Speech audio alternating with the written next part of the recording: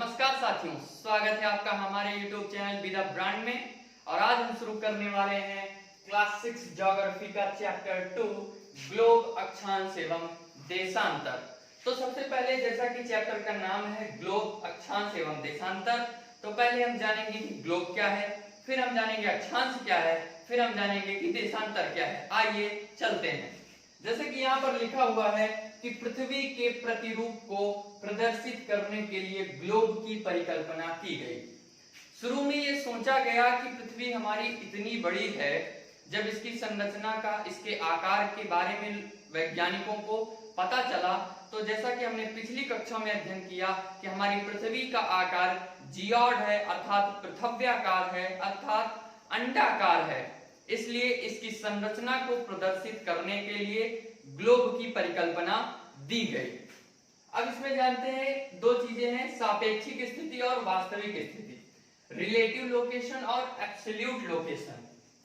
तो यहाँ पर सापेक्षिक स्थिति का अर्थ होता है जब किसी स्थान का निर्धारण किसी विशेष स्थान के सापेक्ष किया जाए तो उसे सापेक्षिक स्थिति या फिर रिलेटिव लोकेशन कहते हैं। जैसे श्रीलंका भारत के दक्षिण में अवस्थित है, अर्थात ये सापेक्षिक स्थिति है कि श्रीलंका का जो स्थान बताया जा रहा है वह भारत के सापेक्ष बताया जा रहा है। लेकिन वास्तविक स्थिति अर्थात एब्सोल्यूट लोकेशन, जो कि सापेक्षिक स्थिति का पूरा उल्टा है, अर्थात जब किसी स्थान विशेष का निर्धारण उसकी स्थान के अवस्थिति के आधार पर किया जाता है, अर्थात वो वास्तविकता में किस स्थान पर है उसको जानने के लिए वास्तविक स्थिति का प्रयोग किया जाता है। लेकिन जैसा कि हम जानते हैं कि हमारे पृथ्वी का आकार जियोड है, इसका कोई एक छोर या एक निश्चित किनारा ना होने के कारण इसका निर्धारण कैसे किया जाए, तो उसके लिए बात आती है कि किसी स्थान की वास्तविक स्थिति का निर्धारण एक काल्पनिक रेखा जाल द्वारा किया जाता है। इन रेखाओं को अक्षांश एवं देशांतर रेखाएं कहते हैं। तो पहले जानते हैं कि जो ग्लोब की परिकल्पना की गई वो किस प्रकार है। तो जैसा कि हमने कहा कि हमारी पृथ्वी का आकार कैसा है, जियोड के आकार का है, या फिर हम कह सकते हैं कि पृथव्याकार आकृति की हमारी पृथ्वी है, जिसके दो ध्रुव हैं। एक है हमारा उत्तरी ध्रुव, जिसके आधार पर निर्धारण किया जाता है उत्तरी ध्रुवों के आधार पर, एवं दक्षिणी ध्रुवों के आधार पर, इसके आधार पर किया जाता है। इसमें अगर कोई स्थान अवस्थित यहाँ पर है तो उसका निर्धारण कैसे किया जाएगा, क्योंकि ना ही इसका कोई किनारा है ना कोई इसके बारे में विशेष है, तो उसको जानने के लिए अक्षांश एवं देशांतर रेखाओं की परिकल्पना को दिया गया, जिसको ध्रुवों के आधार पर हम जान सकते हैं। तो आइए अब हम जानते हैं कि अक्षांश क्या है। तो जानते हैं अक्षांश रेखा को। जैसा कि यहाँ पर लिखा हुआ है कि किसी बिंदु की भूमध्य रेखा से दूरी की माप को अक्षांश कहते हैं। लेकिन यहाँ पर आता है कि भूमध्य रेखा क्या है। भूमध्य रेखा अर्थात वह काल्पनिक रेखा जो पृथ्वी को दो ध्रुवों में बांटती है, अर्थात उत्तरी ध्रुव एवं दक्षिणी ध्रुव में बांटती है, उसे भूमध्य रेखा कहते हैं, जिसे कि 0 डिग्री रेखा भी कहते हैं और इसे विषुवत रेखा भी कहते हैं। इसे विषुवत रेखा भी कहते हैं। यह स्वयं में खुद एक अक्षांश रेखा है जो पृथ्वी को दो बराबर ध्रुवों के रूप में बांटती है। एक हमारा हो जाएगा उत्तरी ध्रुव और दक्षिणी ध्रुव, अर्थात 0 डिग्री रेखा या भूमध्य रेखा या विषुवत रेखा के उत्तरी भाग को उत्तरी ध्रुव एवं उसके दक्षिणी भाग को दक्षिणी ध्रुव कहते हैं। अब यहाँ पर लिखा हुआ है कि अक्षांश वृत्त आपस में एक दूसरे के समानांतर होते हैं, एक दूसरे के समानांतर होते हैं, इस कारण से इसे समानांतर रेखाएं कहते हैं। तो जानते हैं कैसे। जैसा कि आप लोग चित्र में देख रहे होंगे अच्छे से कि यहाँ पर ये समानांतर रेखाएं इसलिए कही गई हैं क्योंकि ये एक दूसरे के समानांतर अवस्थित हैं, चाहे वो 0 डिग्री रेखा हो, चाहे 23.5 डिग्री रेखा हो, चाहे 66.5 डिग्री रेखा हो और चाहे वो 90 डिग्री हो, एक दूसरे के समानांतर अवस्थित हैं, इसलिए इन्हें समानांतर रेखाएं कहते हैं। चूंकि जैसा मैंने कहा कि 0 डिग्री अर्थात भूमध्य रेखा स्वयं में एक अक्षांश रेखा है, तो हम कह सकते हैं कि भूमध्य रेखा सबसे लंबी अक्षांश रेखा है। इसकी लंबाई 40,076 किलोमीटर है। 1 डिग्री के अंतराल पर दो अक्षांश रेखाओं के बीच की दूरी 111.13 किलोमीटर होती है। पहले हम एक चीज ये समझते हैं कि कभी भी अक्षांश रेखाओं के बीच की दूरी को या फिर उनके कोण को जानना इतना आसान नहीं होता है। आप प्रायः कुछ जगहों पर पाते होंगे या फिर किसी के मुंह से सुनते भी होंगे कि दो अक्षांश रेखाओं के बीच की दूरी लमसम 111 किलोमीटर होती है। लेकिन क्या आपने ध्यान दिया कि कितने डिग्री के अंतराल पर? तो यहाँ पर इस चीज को ध्यान देना बहुत आवश्यक है कि 1 डिग्री के अंतराल पर 111 होती है। अगर मैं कहूं कि आधे डिग्री के अंतराल पर कितनी होती है, 3 डिग्री के अंतराल पर कितनी होती है, तो इसको जानना संभव क्या असंभव के लगभग बराबर होगा। इसीलिए एक इसको मानक रूप में मान लिया गया है कि 1 डिग्री को हम मानक मान के चलेंगे अपने अध्ययन के लिए। तो उस प्रकार से 1 डिग्री के अंतराल पर, ठीक है, 1 डिग्री के अंतराल पर, यहाँ पर ये 1 डिग्री नहीं है, जस्ट सपोज हम मान लेते हैं कि अगर ये 1 डिग्री का अंतराल होता तो इसके यानी कि इस अक्षांश रेखा और इस अक्षांश के रेखा के बीच की दूरी 111.13 किलोमीटर होती है। अब यहाँ पर दो चीजें आती हैं, एक आता है अक्षांश वृत्त, ठीक है, यहाँ पर हमने अक्षांश वृत्त की बात की। और एक चीज हम जानते हैं कि जैसा कि हमारी पृथ्वी को 0 डिग्री है, ये 90 डिग्री नॉर्थ पोल, ये 90 डिग्री साउथ पोल, ये किस आधार पर बांटा गया है? हम जानते हैं कि हमारी पृथ्वी 360 डिग्री अपने अक्ष पर घूर्णन कर रही है, अर्थात हमारी पृथ्वी की गति कैसी है, 360 डिग्री की है। अब इसको एक उदाहरण में समझते हैं। जैसे कोई सेब हो, उसको हम पृथ्वी मान लेते हैं और उसको बीच में से काट दिया जाए, ठीक है, समझते हैं। जैसे कोई सेब हो या फिर हमारी पृथ्वी है, उसको हमने 4 भागों में काट दिया, ऐसे काट दिया, ऐसे काट दिया। हम उसके एक भाग को खा लेते हैं, ठीक है, कितना बचा, 180 डिग्री बचा। कितना, 180 डिग्री बचा। क्योंकि हम कभी भी जब पढ़ते हैं, पढ़ाते हैं या किताबों में देखते हैं तो हमें सदैव पृथ्वी का एक ही तरफ दिखाई दे रहा होता है, जो कि लगभग यहां से लेकर यहां तक 180 डिग्री ही होता है। तो हम ये मान के चलते हैं कि सेब को हमने बीच से काटा और पीछे वाले भाग को हम खा चुके हैं। बचा कितना हमारा, 180 डिग्री बचा। और इस 180 डिग्री में जो हमारी अक्षांश रेखा है, ये इसको कितने भागों में बांट चुकी है, 2 भागों में, एक नॉर्थ पोल में बांट चुकी है और एक साउथ पोल में बांट चुकी है। ध्यान देने वाली बात है। और यहाँ पर ये जो रेखा है, ये 0 डिग्री रेखा है। 0 डिग्री रेखा के दोनों तरफ 90-90 अवस्थित है। तो इसलिए अगर इसको हम 2 भागों में बांट दें तो कितना आ जाएगा, 90 डिग्री। यानी भूमध्य रेखा से 90 डिग्री इधर, 90 डिग्री साउथ में और 90 डिग्री हमारा नॉर्थ में, यानी कि उत्तरी ध्रुव की ओर हो जाएगा। यानी कि 0 डिग्री से 90 डिग्री इधर, 0 डिग्री से 90 डिग्री इधर को हम लोग इस प्रकार से समझते हैं, ठीक है। दूसरी बात आती है कि 0 डिग्री को भूमध्य रेखा, विषुवत रेखा कहते हैं, ये जान चुके हैं हम।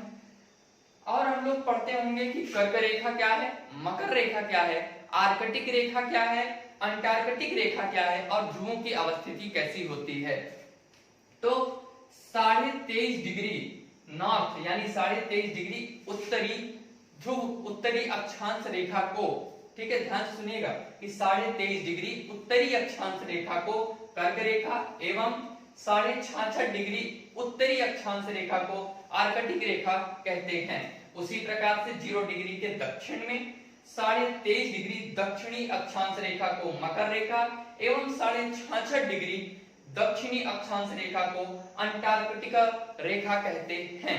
इस प्रकार से हम इसको समझ चुके हैं। अब हम लोग जानते हैं कि अक्षांश रेखा के बाद अक्षांश वृत्त की बात हमने जो कही वो किस प्रकार से होती है, ठीक है। 2 चीजें हमने यहाँ पर नोटिस की, एक है अक्षांश वृत्त, ठीक, क्या अक्षांश वृत्त क्या होता है, और एक बात आती है कि अक्षांश, इसको हम जान चुके हैं तो इसको मैं थोड़ा मिटा देता हूं क्योंकि हमें आगे भी चीजों को समझना है। अक्षांश वृत्त है और दूसरी चीज को हमें जानना है कि अक्षांश रेखा क्या है। ठीक है, अक्षांश रेखा क्या है ये हमें जानना है। ये हमारी पृथ्वी है, ठीक है, ये हमारी पृथ्वी है, ये हमारी पृथ्वी का मध्य का भाग है, यानी कि 0 डिग्री रेखा, यानी कि भूमध्य रेखा है। ठीक, अब अगर यह, जैसा कि हमने अभी पहले ही बात कर ली कि 0 डिग्री से 90 डिग्री तक इधर, 90 डिग्री तक इधर, इसमें जो 90 डिग्री नॉर्थ रेखा है, यानी कि ये जो 90 डिग्री नॉर्थ है और ये 90 डिग्री साउथ है, ये स्वयं में क्या है, अपनी एक बिंदु के रूप में है, अर्थात इनकी जो दूरी है इसमें कोई अंतर नहीं है। जैसा कि हमने कहा ना कि दो अक्षांश रेखाओं की 1 डिग्री के अंतराल पर दूरी कैसी है, 111.13 किलोमीटर है, लेकिन चूंकि ये एक बिंदु के रूप में है इसीलिए इनको उत्तरी ध्रुव और दक्षिणी ध्रुव कहा जाता है। तो ये क्या है, पोल्स हैं, ये ध्रुव है यानी कि पोल्स हैं। अक्षांश वृत्त, ये सभी अक्षांश वृत्त हैं, ये सभी अक्षांश वृत्त हैं, ये सभी अक्षांश वृत्त हैं, ये भी जितना अब तक हमने ड्रॉ किया ये सभी अक्षांश वृत्त हैं। तो फिर हमने अक्षांश रेखा क्यों लिख रखा है, हमने अक्षांश रेखा क्यों लिख रखा है, इसका कारण है कि जो अक्षांश वृत्तों की संख्या है वह 181 है। कैसे, 181 है। अब इसको हम समझते हैं कैसे। पहली बात तो ये आती है कि अक्षांश वृत्त की है 181 संख्या, लेकिन कितने डिग्री के अंतराल पर, 1 डिग्री के अंतराल पर। ठीक है, 1 डिग्री के अंतराल पर अक्षांश वृत्तों की संख्या 181 है। किस आधार पर है, चूंकि 0 डिग्री रेखा है तो सबसे पहले उसके यहां तक 90 डिग्री की जो रेखाएं हैं, 90 नॉर्थ वाली, 90 साउथ वाली, और चूंकि 0 डिग्री रेखा स्वयं में एक अक्षांश रेखा है इसलिए इसको, तो इनकी संख्या कितनी हो गई, 181, जैसा कि हमने ऊपर बताया। ठीक, अब बात आती है कि जो हमने कहा कि अक्षांश रेखा क्या है, ध्यान से देखिएगा। 1 डिग्री के अंतराल पर, ठीक है, 1 डिग्री के अंतराल पर अक्षांश रेखाओं की कुल संख्या 179 होती है। कितनी, 179 होती है। अब आप लोग सोच रहे होंगे कि अक्षांश रेखा 179 कह रहा है और अक्षांश वृत्त को 181 कह रहा है, दोनों तो अक्षांश है ना, तो फिर अंतर कैसा आ गया। तो बहुत छोटी सी चीज है, इसको आप ध्यान से समझिए।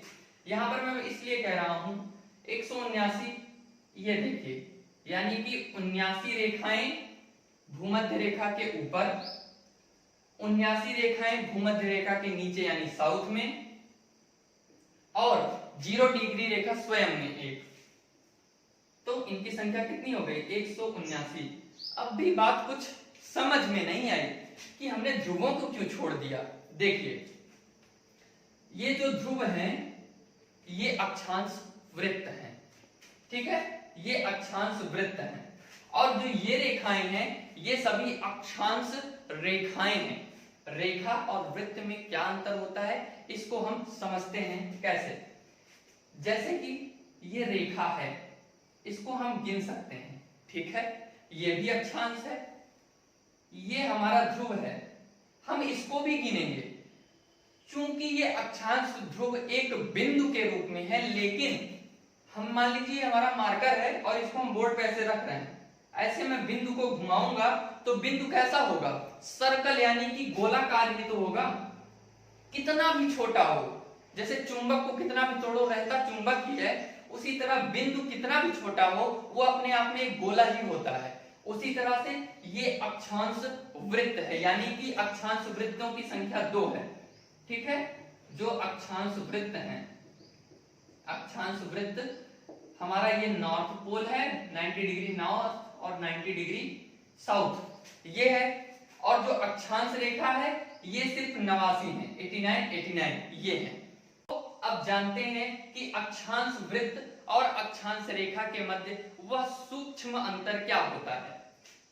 हम वेन डायग्राम के माध्यम से इसको समझेंगे। इसे वेन डायग्राम कहते हैं, या फिर आप सरल भाषा में इसे समझ सकते हैं कुछ भी। सभी अक्षांश रेखाएं अक्षांश वृत्त होती हैं, लेकिन सभी अक्षांश वृत्त अक्षांश रेखाएं नहीं होती हैं। कैसे, इसको मैं आपको समझाता हूं। हमारी पृथ्वी अवस्थित है, मान लीजिए ये हमारी पृथ्वी है। जो ये रेखा हम लोगों ने अक्षांश रेखा खींच रखी है, ये कहीं ना कहीं मान लीजिए पृथ्वी है, तो ये मैं आगे से खींचूंगा और पीछे भी आएगी, तो ये अपने आप में वृत्त भी है और एक रेखा भी है, क्योंकि इसने इतनी दूरी तय की। ठीक है, ये इसलिए हम कह सकते हैं कि सभी अक्षांश रेखाएं अक्षांश वृत्त होती हैं। लेकिन जब हमारा अक्षांश वृत्त ध्रुव के रूप में ऐसे यहां पर अवस्थित है, तो ये तो एक बिंदु के रूप में अवस्थित है ना, तो ये कैसा हुआ, ये हमारा क्या हो गया, अक्षांश वृत्त हो गया। इसीलिए मैंने यहाँ पर 179 लिख रखा है, क्योंकि हमने कहा कि अक्षांश रेखाओं की संख्या कितनी है, अर्थात 90 डिग्री नॉर्थ और 90 डिग्री साउथ को हमने छोड़कर 1 डिग्री के अंतराल पर जो संख्या बताई वो 179 और अक्षांश वृत्तों की संख्या 181 होती है। यह सूक्ष्म बात को आप लोग अपने दिमाग में बहुत ही ध्यान से समझेंगे कि सभी अक्षांश रेखाएं अक्षांश वृत्त होती हैं, परंतु सभी अक्षांश वृत्त सब अक्षांश रेखाएं नहीं होती हैं। तो हमने इतना अक्षांश के बारे में जान लिया है, तो अब हम जानते हैं देशांतर के बारे में। तो जैसा कि यहाँ पर लिखा हुआ है कि दोनों ध्रुवों को मिलाने वाली मानक रेखा को देशांतर रेखा कहते हैं। जैसा कि यहाँ चित्र में आप देख रहे होंगे, ये हमारा नॉर्थ पोल है। ठीक है, ये हमारा नॉर्थ पोल है और ये हमारा साउथ पोल है। इन दोनों को मिलाने वाली मानक रेखा को देशांतर रेखा कहते हैं। मानक रेखा कौन, ये 0 डिग्री देशांतर रेखा जो दोनों ध्रुवों को मिला रही है, दोनों पोल्स को मिला रही है, नॉर्थ एंड साउथ पोल को, वही 0 डिग्री प्राइम मेरिडियन है। आगे लिखा है कि ये रेखाएं दोनों ध्रुवों को मिलाती हुई अर्धवृत्ताकार होती हैं। तो जैसा कि हम समझ सकते हैं कि अगर पृथ्वी का हम कहीं भी पढ़ते हैं या चित्र पर प्रदर्शित करते हैं, तो हमें हमेशा उसका एक ही भाग दिखाई देता है। अर्थात जैसे मैंने कहा था कि अगर ये भाग मेरा पृथ्वी है, तो ये आधा भाग आपको दिखाई देगा, लेकिन ये आधा भाग तो दिखाई नहीं देगा। तो यहां से यहां तक का जो होगा वो अर्धवृत्ताकार होगा। उसी प्रकार से ये रेखाएं दोनों ध्रुवों को मिलाती हुई अर्धवृत्ताकार होती हैं।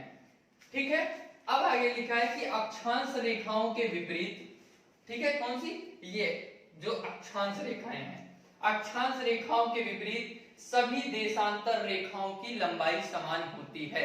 ऐसा क्यों, क्योंकि हम यहाँ पर इसको समझ सकते हैं बिकॉज मतलब क्योंकि पृथ्वी का आकार कैसा है, जियॉड है।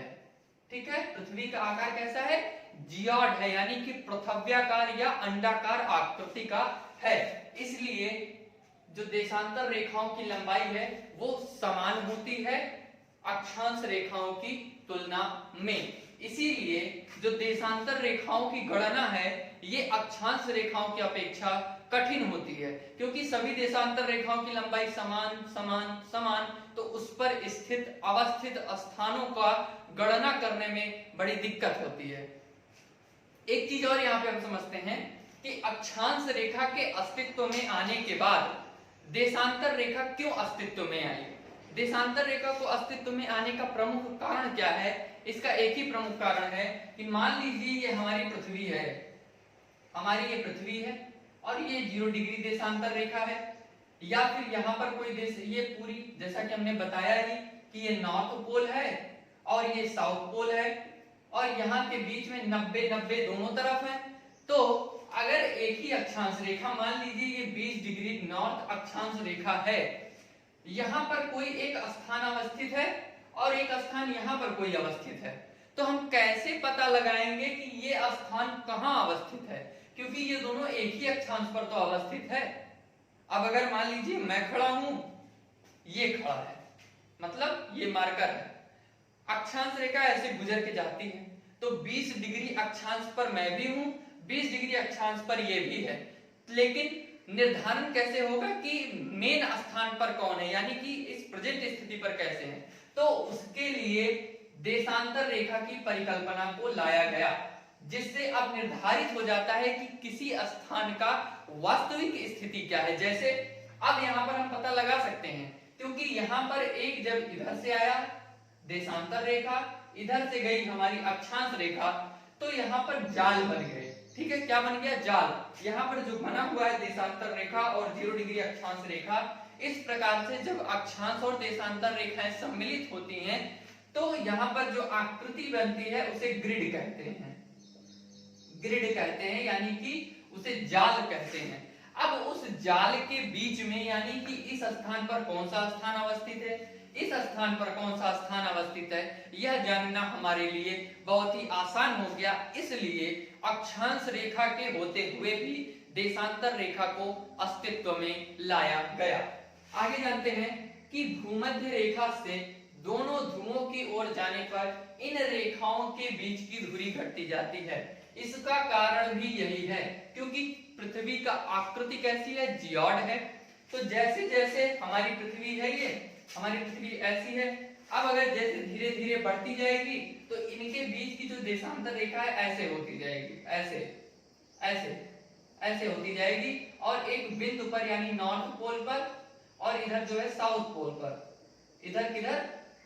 साउथ पोल पर, इन दोनों स्थानों पर देशांतर रेखाओं के बीच की दूरी या फिर उसके जो लंबाई है वो शून्य हो जाती है। इसीलिए यहाँ पर कहा गया है कि भूमध्य रेखा से दोनों ध्रुवों की ओर जाने पर इन रेखाओं के बीच की दूरी घटती जाती है। अब जानते हैं कि भूमध्य रेखा पर दो देशांतरों के बीच की दूरी सर्वाधिक होती है। जैसा कि हमने कहा कि हमारी पृथ्वी की आकृति जियोड है, अर्थात हमने अपनी इंट्रोडक्शन क्लास में भी कहा था कि इसकी आकृति भू आभ के जैसी है। भू आभ अर्थात जिसके दोनों ध्रुव चपटे तथा बीच का भाग फैला हुआ है। तो इसका सबसे चौड़ा भाग कौन सा है? बीच का भाग है। तो बीच के भाग पर जो देशांतर रेखा का विस्तार होगा वो भी सबसे ज्यादा होगा।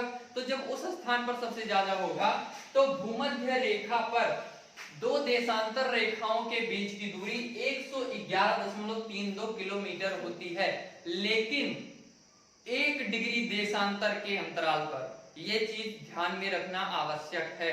मैं बार बार कह रहा हूं कि यहाँ पर इसको जानना संभव ना हो पाता अगर हम यहाँ पर एक कंडीशन अप्लाई नहीं करते कि 1 डिग्री के अंतराल पर। 1 डिग्री को एक आइडियल स्टेज यानी कि एक आदर्श स्थिति मान ली गई है। ठीक है, तो हम चलते हैं अपने अगले टॉपिक की ओर। ये है कि ये रेखा पृथ्वी को पूर्वी गोलार्ध एवं पश्चिमी गोलार्ध में विभाजित कर देता है। जैसे 0 डिग्री इक्वेटर लाइन यानी कि भूमध्य रेखा या फिर विषुवत रेखा, इसे northern hemisphere and southern hemisphere यानी कि उत्तरी गोलार्ध और दक्षिणी गोलार्ध में बांट देता है। उसी प्रकार से जो हमारी देशांतर रेखा है ये पृथ्वी को पूर्वी गोलार्ध यानी कि eastern hemisphere and western hemisphere यानी कि पूर्वी गोलार्ध और पश्चिमी गोलार्ध में विभाजित कर देता है। अब ये बात आती है कि 0 डिग्री देशांतर रेखा का निर्धारण या फिर यह किस स्थान से होकर जाती है। ठीक है, यह रेखा लंदन के निकट ग्रीनविच नामक स्थान पर स्थित ग्रीनविच वेधशाला से होकर गुजरती है। ठीक है, कहां पर? लंदन पर। कहां पर? लंदन के निकट एक ग्रीनविच नामक स्थान पर स्थित ग्रीनविच वेधशाला से होकर गुजरती है। तो मैं थोड़ा चित्र के माध्यम से आपको समझाने का प्रयास करता हूं। थोड़ा चित्र को आप स्थिति पर मानक पर नहीं होगा, उसको आप समझने का प्रयास करिएगा। जैसे ये हमारा स्थिति है किसकी? नॉर्थ अमेरिका की। ठीक है, ये नॉर्थ अमेरिका है और ये हमारा साउथ अमेरिका है। ठीक है, ये नॉर्थ अमेरिका है, ये हमारा साउथ अमेरिका है। यहाँ पर हमारा यूरोप है और ये यहाँ पर ब्रिटेन निकला हुआ है और ये इधर चला गया है। ठीक है, और इधर यहाँ पर हमारा क्या है? अफ्रीका है। क्या है? अफ्रीका है। ठीक है, और यहाँ पर क्या है? ग्रीनलैंड है। ग्रीनलैंड, ग्रीनविच, आप लोग ध्यान दीजिएगा। यहाँ पर 0 डिग्री देशांतर रेखा ऐसे होकर गुजरी है। कहां पर? 0 डिग्री देशांतर रेखा, जो कि यहाँ लंदन है लंदन के ग्रीनविच वेधशाला के निकट से होकर गुजरी है, जो कि यहाँ पर यानी कि जो यूरोप महाद्वीप है उसके सबसे बाहरी क्षेत्र यहाँ से निकलकर, अभी हम महाद्वीप और उसके बारे में अध्ययन नहीं किए, उसको आगे जानेंगे, लेकिन यह जानना जरूरी है कि किस स्थान और किस अवस्थिति से होकर यह गुजरी है जहां से 0 डिग्री देशांतर रेखा को जाना जाता है। तो ये अटलांटिक ओशियन है हमारा। अटलांटिक ओशियन के जस्ट निकट यहाँ पर जो लंदन है वहां पे ग्रीनविच वेधशाला के स्थिति से जाना गया है। इस 0 डिग्री रेखा को और किन किन नामों से जाना जाता है? तो इसे 0 डिग्री देशांतर रेखा, देशांतर रेखा को हम लोग क्या कहते हैं? लॉन्गिट्यूड कहते हैं, या प्रधान देशांतर यानी कि प्राइम मेरिडियन कहते हैं, या प्रधान याम्योत्तर, जैसा कि यहाँ प्राइम मेरिडियन मैंने लिखा भी है। प्रधान देशांतर यानी कि प्राइम लॉन्गिट्यूड और प्राइम मेरिडियन इसे कहते हैं। और एक चीज हमने यहाँ पे रख रखा है, समय निर्धारण। समय का जो निर्धारण है ये देशांतर रेखाओं के आधार पर ही किया जाता है। तो अब जानते हैं देशांतर एवं समय में क्या है कि जैसा कि हमें पता है कि पृथ्वी अपने अक्ष पर 24 घंटे में 360 डिग्री घूमती है। कितने? 360 डिग्री घूमती है। तो जैसा हमने अभी पहले ही बात किया कि जो समय का निर्धारण है वो 0 डिग्री देशांतर रेखा द्वारा किया जाता है, जिसे शून्य समय रेखा या फिर ग्रीनविच मीन टाइम कहते हैं। तो पृथ्वी अपने अक्ष पर 24 घंटे में 360 अंश घूमती है, तो वह 1 घंटे में कितना घूमेगी? 1 घंटे में वह कितने डिग्री घूमेगी? 15 डिग्री घूमेगी।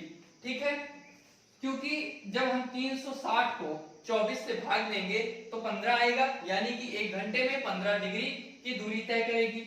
अब यहाँ पर दूसरी बात आती है कि अगर 1 घंटे में इतना करेगी तो फिर 1 डिग्री कितने समय में घूमेगी? तो अगर हम इसको जानना चाहें तो 4 मिनट में, कितने में? 4 मिनट में देशांतरीय गति 1 डिग्री 4 मिनट में होती है। 0 डिग्री देशांतर रेखा के जैसा कि हमारी पृथ्वी है, पृथ्वी हमारी पश्चिम से पूर्व की दिशा में घूर्णन गति कर रही है, अर्थात हमारी जो पृथ्वी है वो कैसी गति कर रही है? वेस्ट टू ईस्ट गति कर रही है, यानी कि घूर्णन कर रही है। और ये 0 डिग्री देशांतर रेखा है। तो 0 डिग्री देशांतर रेखा के पूर्व में क्या चीज? यहाँ पर 0 डिग्री देशांतर रेखा के पूर्व में 180 डिग्री ईस्ट होंगे और इसके पश्चिम में 360 डिग्री वेस्ट होगा। ठीक, इतना हम लोग जानते हैं। क्योंकि 360 डिग्री वेस्ट नहीं होगा, सॉरी 180 ही होगा, क्योंकि दोनों को मिलाकर 180 और 180 को मिलाकर ही हमारा 360 का पूरा होता है। अब जो ये आपको 180 ईस्ट और 180 वेस्ट नजर आ रहा है, ये दोनों कोई अलग रेखाएं नहीं है। जैसे हमारी ये पृथ्वी है, 0 डिग्री लाइन है ये देशांतर रेखा। अब ये पीछे से आके अगर इधर से आई तो पूर्वी हुआ, इधर से आई तो पश्चिमी हुआ, लेकिन आके मिलेगी तो पीछे एक ही रेखा पर।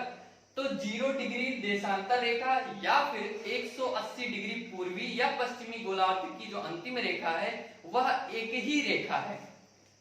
वेस्ट टू ईस्ट गति करने के कारण जब हम पूर्वी गोलार्ध की ओर जाते हैं तो 12 घंटे का समय अधिक, यानी कि हमारे मानक समय से 12 घंटे का समय अधिक यानी कि प्लस में होता है। और अगर पश्चिम में हम जाते हैं तो 12 घंटे हम पीछे हो रहे होते हैं, 12 घंटे हम माइनस यानी कि हम घट रहे होते हैं। कैसे? आइए हम इसको जानते हैं। जैसा कि मैंने कहा कि 4 मिनट में हम 1 डिग्री की दूरी तय करते हैं। हर देश के हर क्षेत्र का संपूर्ण विश्व में समय मापन के 3 प्रकार होते हैं। वे कौन कौन से हैं? स्थानीय समय, मानक समय और ग्रीनविच मानक समय। किसी भी समय के निर्धारण में इन तीनों का सम्मिलित स्वरूप परिलक्षित होता है, दिखाई देता है। कैसे? स्थानीय समय यानी लोकल टाइम, ये समय जानने का सटीक तरीका होता है। आप लोगों ने बचपन में या फिर अभी वर्तमान में तो नहीं दिखाई देता, लेकिन कुछ समय पहले, एक दो पीढ़ी पहले अगर कोई बुजुर्ग मिलता होगा, और जब पहले घड़ियों का इतना प्रचलन नहीं था, डिजिटल वॉच नहीं थे, सबके पास फोन नहीं था, हाथ में घड़ियां नहीं थी, तो वो दिन को देखकर बता देते थे, सूर्य को देखते थे और बताते थे कि लमसम इतना समय होता था, और हम दौड़ कर जाते थे, घड़ी को देखकर आते थे और देखते थे कि हाँ ये समय में मुश्किल से 1-2 मिनट का अंतर होगा, लेकिन कभी भी घंटे का या फिर 10-10 मिनट का अंतर कतई नहीं होता था। एकदम लगभग के अंतराल पर समय को हम जान जाते थे। कैसे? वो ये था कि जो इसका सबसे सटीक तरीका है स्थानीय समय, उसको वो जानते थे। कैसे? सूर्य के आधार पर। जब सूर्य के लंबवत प्रकाश की किरणें सीधी होती हैं, अर्थात जब सूर्य एकदम लंबवत सीधा होता है, हमारे सिर के ऊपर होता है, तो हमारे शरीर की जो परछाई पड़ती है ये सबसे छोटी होती है। उस समय दिन के 12 बज रहे होते हैं। कितना? दिन के 12 बज रहे होते हैं। इसे स्थानीय समय कहते हैं। क्योंकि जैसे जैसे हम भूमध्य रेखा से ध्रुवों की ओर बढ़ते जाते हैं, स्थानीय समय में अंतर आता जाता है। क्योंकि हमारे पृथ्वी का आकार पृथव्याकार है, भूमध्य रेखा पर सूर्य की प्राप्ति अधिक तथा ध्रुवों की ओर जाते समय सूर्य की प्राप्ति कम होती है, क्योंकि ये ओवल शेप में है, जियोड के आकार में है, अंडाकार है या पृथव्याकार है। इतने नाम हम लोग जान चुके हैं। दूसरा आता है मानक समय। किसी देश के मध्य भाग से होकर गुजरने वाली देशांतर रेखा के स्थानीय समय के आधार पर इसका निर्धारण किया जाता है। आप लोग देख रहे होंगे कि स्थानीय समय, इसका इन्वॉल्वेंस इसमें भी होता है। ठीक है? मतलब मानक समय अपने आप में कोई अलग नहीं है, ये सभी सम्मिलित स्वरूप हैं। जैसे हमारा भारत देश है, अब भारत का विस्तार इतना बड़ा है, तो यहाँ पर एक ही टाइम कैसे चल रहा है? तो भारत का जो है पूर्वी और पश्चिमी जो क्षेत्रफल है, उसके अनुसार देखा गया कि भारत का मध्य भाग कौन सा पड़ रहा है, और उस मध्य भाग के क्षेत्र के स्थानीय समय के आधार पर पूरे भारत का मानक समय यानी कि स्टैंडर्ड टाइम को निर्धारित किया जाता है, जो कि इलाहाबाद के नैनी के निकट से होकर गुजरती है, जो कि भारत की 82.5 डिग्री पर अवस्थित रेखा है। फिर आता है ग्रीनविच मानक समय। लंदन के ग्रीनविच प्रयोगशाला से होकर गुजरने वाली रेखा को इसे प्रधान मध्याह्न रेखा भी या फिर प्राइम मेरिडियन लाइन भी कहते हैं। अब हम जानते हैं कि ग्रीनविच मानक समय का निर्धारण किस प्रकार होता है। जैसा कि 0 डिग्री की ये रेखा है, 0 डिग्री के बाद 180 पूर्व में हम जाते हैं तो समय बढ़ता है, उसके पीछे आते हैं तो समय घटता है। कैसे? जब हम 180 डिग्री ईस्ट यानी कि 0 डिग्री देशांतर से 0 डिग्री देशांतर से 180 डिग्री ईस्ट की ओर जा रहे हैं, तो 1 डिग्री घूमने में हमें कितना समय लग रहा है? 4 मिनट लग रहा है। तो 180 गुणे 4 कितना? 720 मिनट। और 720 मिनट मतलब 12 घंटे।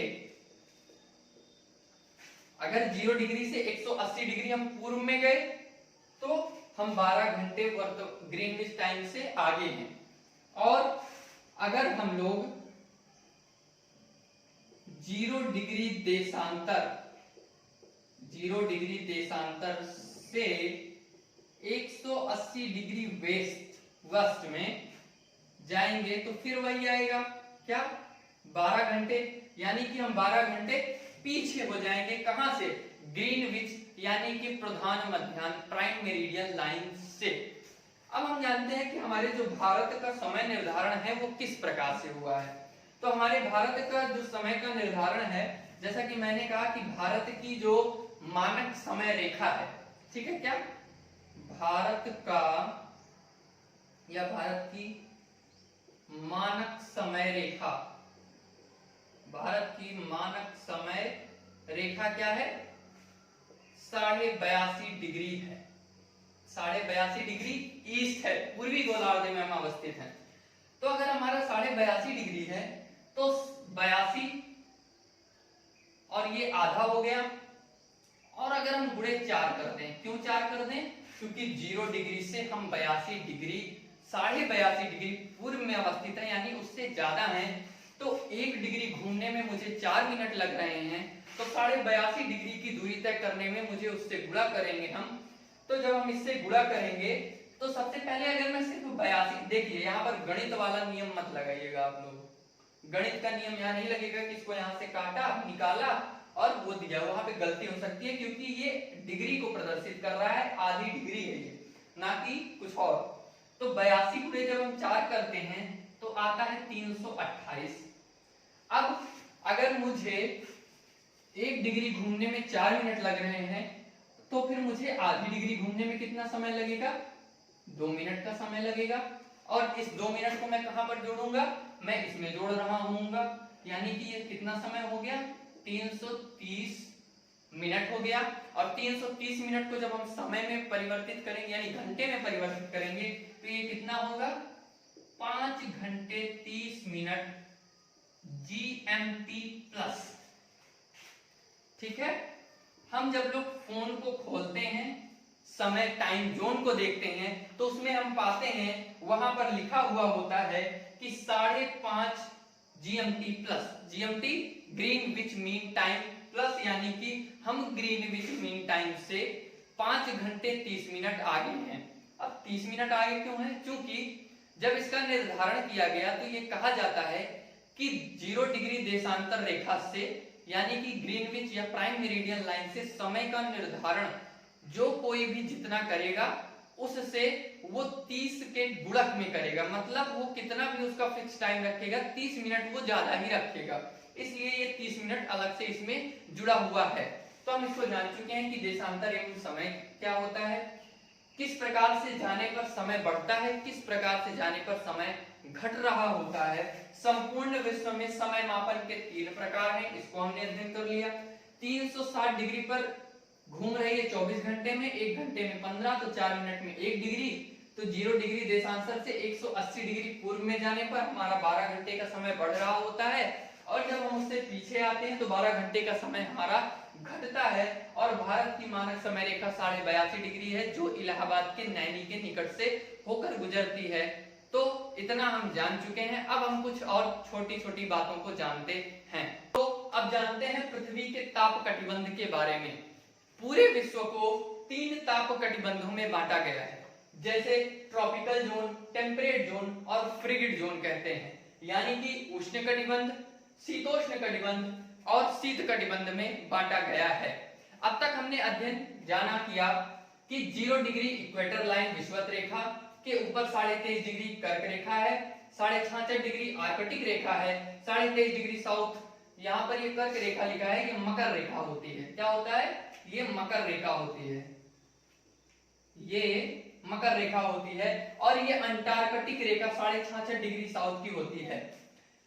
तो जो 0 डिग्री इक्वेटर लाइन से 23.5 डिग्री नॉर्थ और 23.5 डिग्री साउथ के बीच का जो कटिबंध होता है वह उष्ण कटिबंध होता है, और 23.5 डिग्री नॉर्थ से 66.5 डिग्री नॉर्थ के बीच का उत्तरी शीतोष्ण कटिबंध, और 23.5 डिग्री साउथ से 66.5 डिग्री साउथ के मध्य दक्षिणी शीतोष्ण कटिबंध, और 66.5 से 90 डिग्री नॉर्थ के बीच उत्तरी शीत कटिबंध, और 66.5 डिग्री साउथ से 90 डिग्री साउथ के बीच दक्षिणी शीत कटिबंध होता है। अभी हमें ताप कटिबंधों के बारे में विस्तृत अध्ययन करना है, लेकिन चूंकि यहाँ चैप्टर में हमने देशांतर, अक्षांश, समय का अध्ययन किया, तो अक्षांश के क्षैतिज विस्तार के आधार पर ही कटिबंधों का विस्तार भी किया जाता है, तो इसको सूक्ष्म रूप में यहाँ पर जानना आवश्यक था। तो इतना हम लोग जान चुके हैं। अगर आपको हमारी वीडियो अच्छी लगी हो तो इसे लाइक करें, शेयर करें, सब्सक्राइब करें, और इससे रिलेटेड जो नोट्स है वो आपको हमारे टेलीग्राम चैनल से मिलेंगे, जिसका लिंक हमारे डिस्क्रिप्शन में दिया हुआ है। Thank you very much.